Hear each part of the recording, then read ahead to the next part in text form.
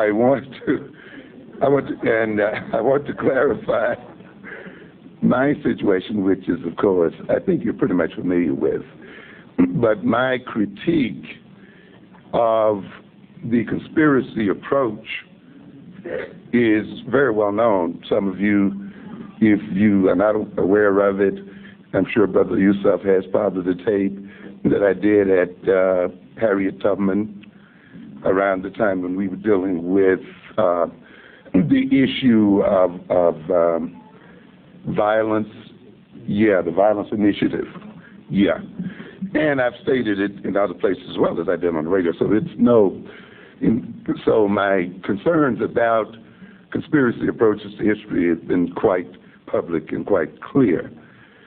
I have no problem with us determining what conspiracies exist. And obviously there are conspiracies. And it's very important that we know those conspiracies. However, I do advocate that we cannot spend all of our energy into just trying to root them out.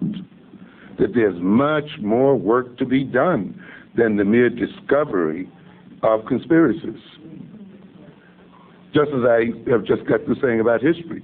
While we use our history to uplift ourselves, to uplift our esteem, to bring truth to ourselves, to transform ourselves, we must not get addicted to this.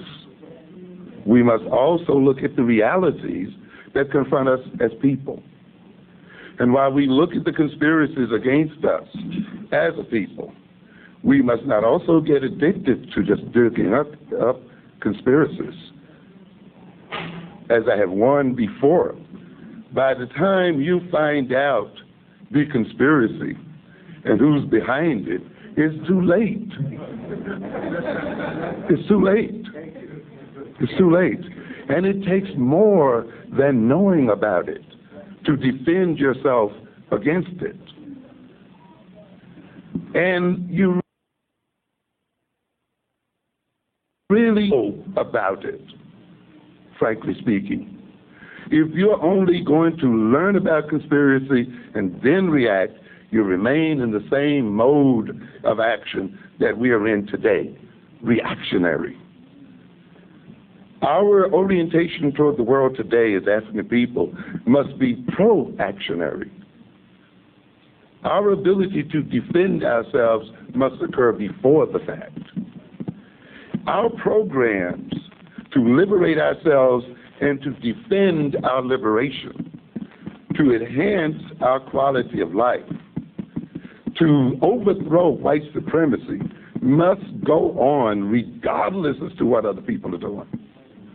Whether they're plotting or scheming or not, it does not really matter. I will assume that whites are scheming.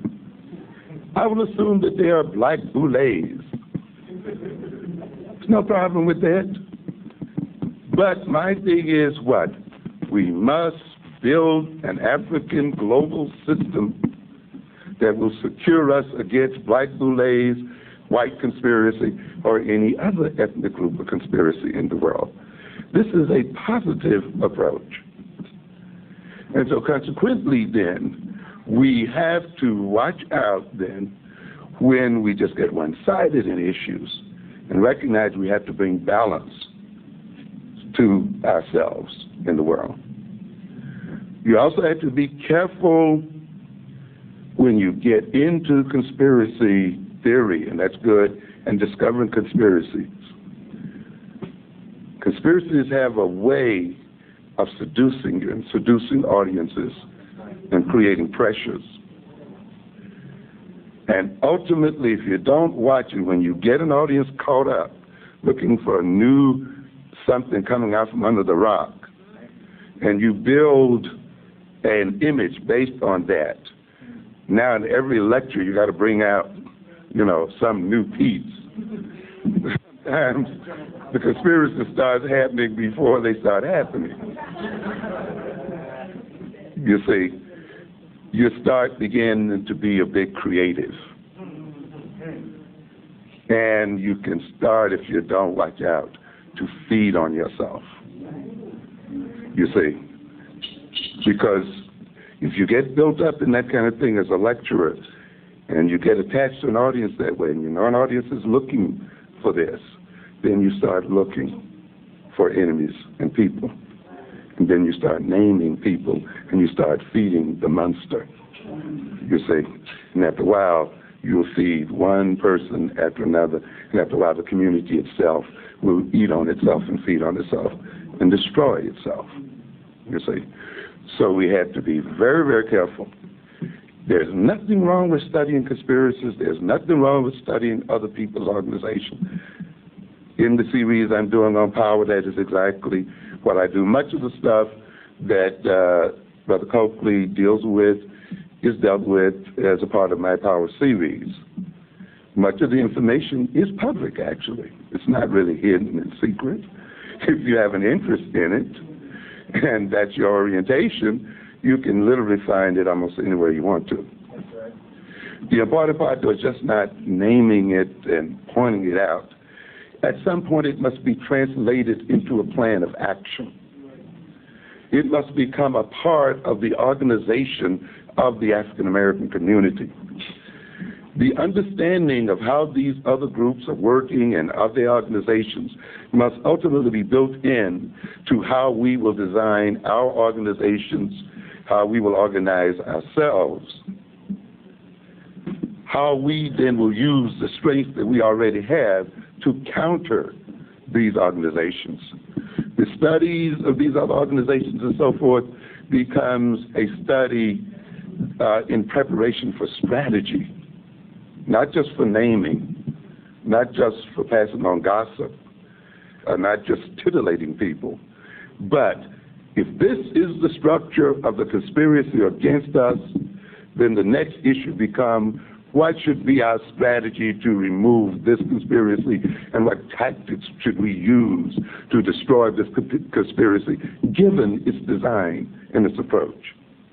But to merely point it out, to merely expose, and just leave it at that, really creates a problem.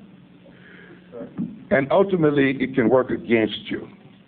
You can leave from one of those kind of lectures where, you know, you find out all the inside dope, feeling morally superior to those people who are conspiring against you and how dirty and low down and, you know, all that they are. But you would not be any better off in defending yourself against them. You will not in any way have developed further steps for strengthening yourself to defend yourself against them.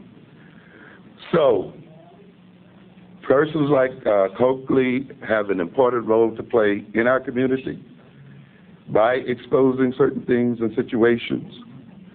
But we must all be cautious and recognize that that is only a part of the struggle, that this now must be integrated into other aspects of our development as people, that we must not just come into these kind of lectures to feel morally superior to another people and so forth, but we must actually use this information proactively. There will always be those within our ranks who will operate against our interests. There's nothing new about this. It's been going on for hundreds of years. It will go on in the future. And we must discover them when we can. But we must also be in a position to neutralize them as well, not just to name them and let it go at that, leaving them in their same positions and place. That requires another level of organization. And it's that level of organization that I'm concerned about.